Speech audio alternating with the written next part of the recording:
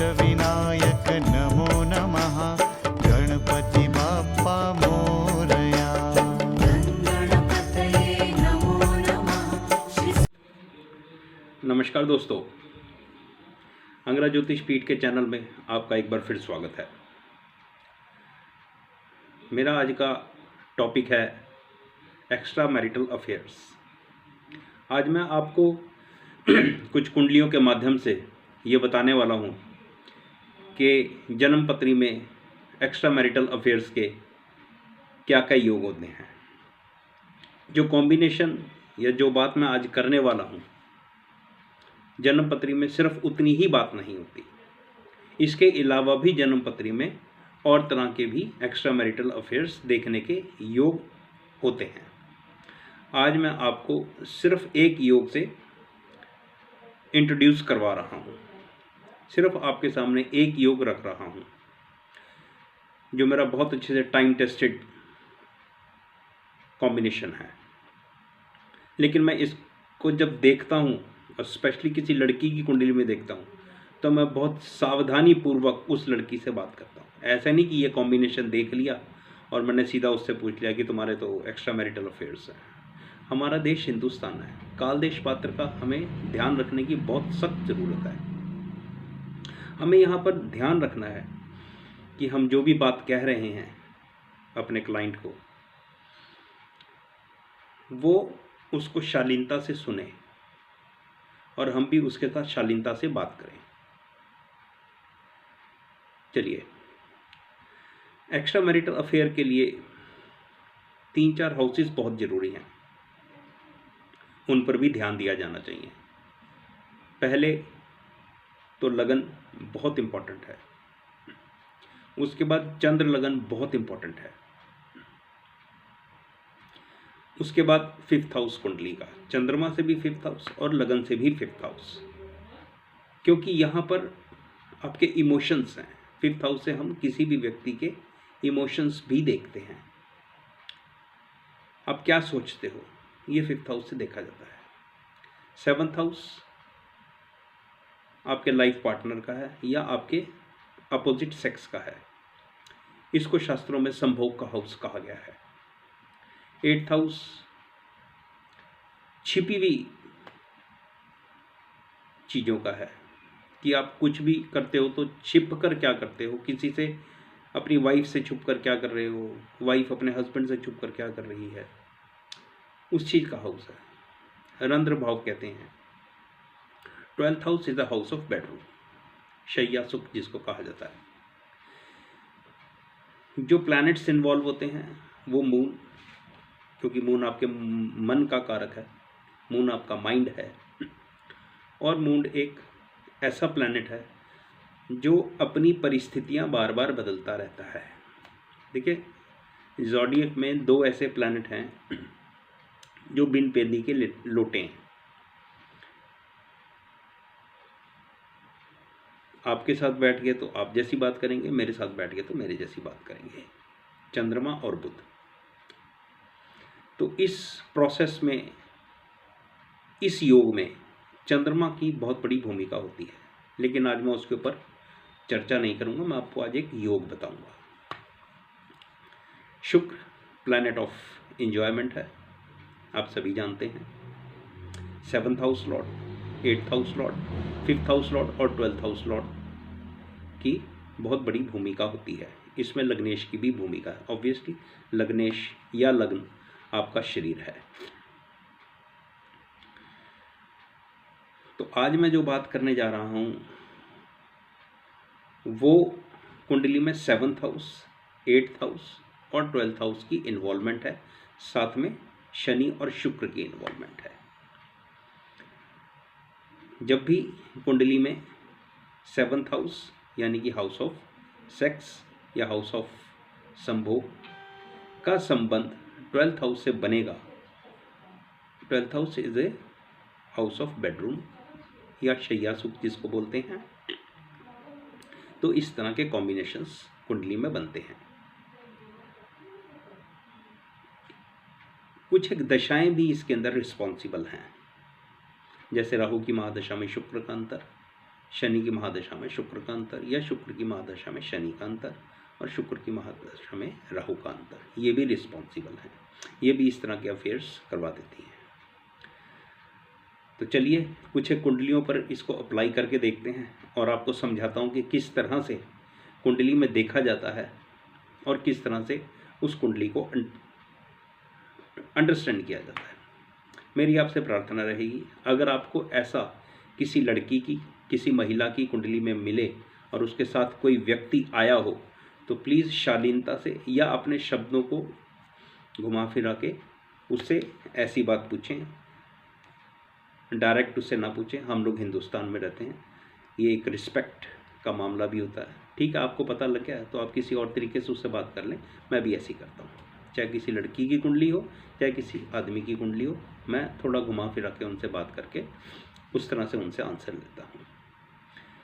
आशा है आपको मेरा ये वीडियो पसंद आएगा।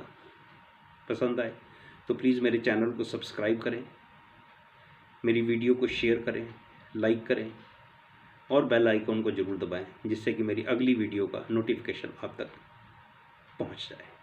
चलिए कुछ एक जन्म पत्रियों पर ये अप्लाई करके देखते हैं और आपको समझाता हूँ। एक्स्ट्रा मैरिटल अफेयर में जो मैं पहली कुंडली ले रहा हूँ, देखिए मैं सिर्फ उन्हीं लोगों के नाम लूँगा, या तो जो लोग ये संसार छोड़ चुके हैं या जिनका नाम मैं ले सकता हूँ। ये जो कुंडली आपके सामने है, ये विश्व के बहुत बड़े पॉलिटिशियंस की है। इनका नाम हिटलर है। हिटलर ने सुसाइड करने से पहले लगभग 3-4 साल पहले तक काफ़ी अच्छा अफेयर किया, और ये पूरी दुनिया से उन्होंने अपने अफेयर को छुपा कर रखा। सुसाइड से पहले उन्होंने अपनी गर्लफ्रेंड से मैरिज करी और फिर इन दोनों ने सुसाइड कर लिया। जैसा कि मैंने आपको पहले बताया है कि कुंडली में 7th हाउस, 12th हाउस और 8th हाउस का संबंध अगर बन जाए तो ऐसे व्यक्ति का एक्स्ट्रा मैरिटल अफेयर संभव है। इस कुंडली में देखते हैं कि 7th हाउस लॉर्ड यहाँ पर मंगल है, तो 7th हाउस लॉर्ड मंगल है, 8th हाउस लॉर्ड वीनस है। ये दोनों के दोनों 7th हाउस में बैठे हुए हैं। 12th house, house of bedroom है, वो भी 7th हाउस में आ गया है। अब आप देखें कि 7th हाउस, 8th हाउस और 12th हाउस का combination 7th house, house of opposite partner में बन गया है। ये हिटलर की हॉरोस्कोप है। इस कॉम्बिनेशन के ऊपर शनि की दृष्टि है। शनि की 10वीं दृष्टि 7th हाउस पर है और इस कॉम्बिनेशन पर है। इस पूरे कॉम्बिनेशन के अंदर शनि की दृष्टि का होना बहुत जरूरी है। अगर शनि की दृष्टि इस कॉम्बिनेशन पर नहीं है तो फिर ये घटना तो घटेगी, लेकिन उतनी स्ट्रांग नहीं घटेगी और बदनामी नहीं होगी, क्योंकि इस कॉम्बिनेशन के ऊपर शनि की दृष्टि का होने का ये मतलब है कि बदनामी, क्योंकि शनि की दृष्टि बदनामी लेकर आती है।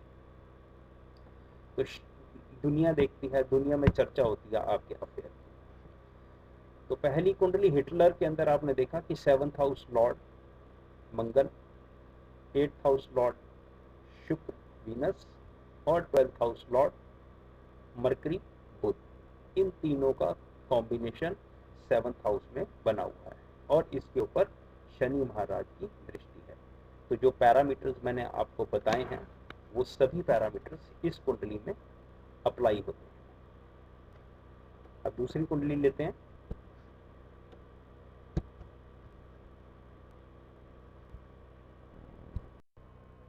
इसी विषय को आगे बढ़ाते हुए मैं दूसरी कुंडली ले रहा हूं। ये जिनकी कुंडली है उनका नाम विश्व में विख्यात हुआ। इनके नाम से एक फिल्म भी बनी थी हॉलीवुड में। जिनकी ये कुंडली है मैं उनका नाम नहीं ले रहा हूं। इनका अफेयर अपने बॉस के साथ चला और बॉस बहुत बड़े पॉलिटिशियंस थे, तो उनके साथ इनके अफेयर की चर्चा पूरे विश्व में हुई और इनके इस रिलेशन पर एक फिल्म भी बनाई गई।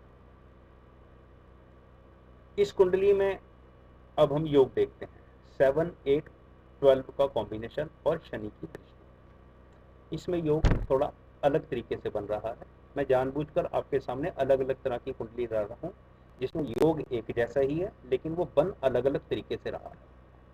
चलिए देखते हैं 7th house. 7th house Lord Jupiter 5th house में चला गया, हाउस ऑफ इमोशन में चला गया है, और 12th हाउस लॉर्ड से दृष्ट है। कुंडली में 7th हाउस लॉर्ड और 12th हाउस की आपस में दृष्टि या एस्पेक्ट संबंध बना हुआ है। तो 7 और 12 का रिलेशन यहाँ पर स्टैब्लिश होता है। 8th हाउस जो छुपा हुआ रिलेशन दिखाता है। 8th house Lord house of opposite partner के हाउस में आ गया है, 7th हाउस में आ गया है, जो दिखा रहा है कि जो रिलेशनशिप है वो छुपी होगी, पहले इनकी छुपी रही लेकिन बाद में इवॉल्व होगी, अनफोल्ड हो गई। इस कुंडली के अंदर 7th हाउस पर शनि की दृष्टि है और शनि की दृष्टि 12th हाउस पर भी है। तो इस तरह से जो कॉम्बिनेशन मैंने आपको बताया 7, 8, 12 और शनि की दृष्टि, वो इस कुंडली में भी बिल्कुल साफ साफ बना हुआ है। तो इस कुंडली के अंदर भी इस महिला ने, ये महिला की कुंडली है, इस महिला ने भी अपने बॉस के साथ रिलेशन स्टैब्लिश किए और फिर उसके बाद शनि की दृष्टि के कारण वो जनता तक पहुंचे और पूरे विश्व में इनके रिलेशन की चर्चा हुई। तो इस तरह से ये कॉम्बिनेशन ये अलग तरीके से थोड़ा बना, अलग हाउसेस के अंदर बना, तो इसलिए मैंने इनकी कुंडली ली। मेरे पास इस तरह की लगभग 100-150 कुंडलियां हैं जिनके ऊपर मैंने काम किया है और मैंने एस्ट्रोलॉजी को इसी तरह से सीखा है। अगली कुंडली देखते हैं। ये कुंडली विश्व के जाने माने एक पॉलिटिशियन की है। ये अपने देश की सर्वोच्च चेयर तक पहुंचने वाले एक ऐसे पॉलिटिशियन हैं जिनके एक नहीं कई के साथ एक्स्ट्रा मैरिटल अफेयर रहे। 3 इनकी शादियां हुई और अफेयर्स तो पता नहीं कितने रहे। इस कुंडली के अंदर भी हम 7 और 12 के कॉम्बिनेशन को देखने की कोशिश करते हैं और शनि की दृष्टि को देखने की कोशिश करते हैं। कुंडली में 7th हाउस लॉर्ड सैटर्न जो 12th हाउस में वीनस यानी कि शुक्र के साथ जाके बैठ गया है। तो 7 और 12 का कॉम्बिनेशन इस कुंडली के अंदर भी बहुत अच्छे से स्टैब्लिश होता है। यहाँ पर 12th house Lord 4th house में आ गया है और इस 12th हाउस लॉर्ड ने लगन के साथ कनेक्शन स्टैब्लिश कर लिया है। तो इस तरह से कुंडली में भी, इस कुंडली में भी यहाँ पर शनि की दृष्टि का कोई मतलब नहीं है, क्योंकि शनि खुद ही 7th हाउस लॉर्ड है और वो 12th हाउस में आ गया, तो शनि की इन्वॉल्वमेंट ऑटोमेटिकली इस कॉम्बिनेशन के अंदर आ गई है। तो इस कुंडली के अंदर भी हमने देखा कि चंद्रमा जो 12th हाउस लॉर्ड है, शनि जो 7th हाउस लॉर्ड है, इन सब का आपस में संबंध बना हुआ है। आशा है आपको मेरा ये वीडियो पसंद आया होगा। पसंद आए तो प्लीज़ मेरे चैनल को सब्सक्राइब करें, शेयर करें, लाइक करें और प्लीज़ बेल आइकॉन को ज़रूर दबाएं, जिससे कि मेरी अगली वीडियो की नोटिफिकेशन आप तक पहुंचती रहे। धन्यवाद।